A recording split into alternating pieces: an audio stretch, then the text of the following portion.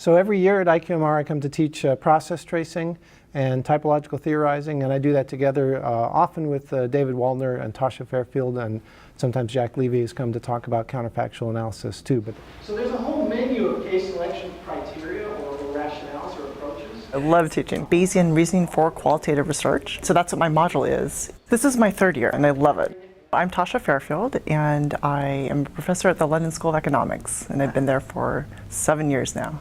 We're picking up on some of the ideas that Andy Bennett and Timothy McCune introduced.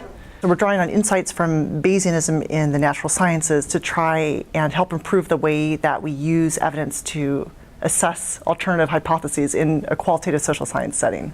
Including this sort of cross-national component, especially a quantitative component like a regression. The main step in Bayesian inference is sort of taking a piece of evidence and trying to assess how much it favors your explanation relative to a rival. You want to sort of imagine sort of mentally inhabiting the world of one hypothesis and ask yourself, how surprising or expected would this evidence I found be if I imagine that world and the kinds of scenarios I would expect, relative to how likely or how surprising or expected would that evidence be if I imagine an alternative hypothetical world where the other hypothesis is true.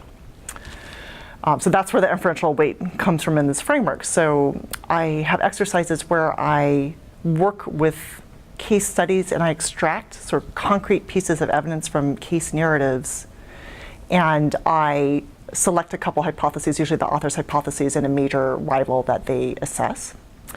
And then I ask the students to go through this exercise of weighing the evidence and asking which explanation makes a given piece of evidence more plausible.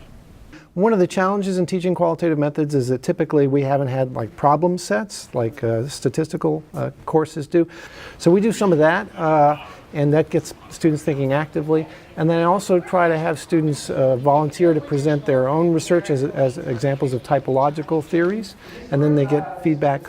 And then we work through research examples. You know, when you teach methods, if you just taught at the very general abstract level, then it quickly loses people's interest. But if you can always bring it back to examples of research that are substantively important topics and show how particular researchers struggle with methodological issues and how they resolve them, then that's always intrinsically more interesting. So that's a really exciting part of it.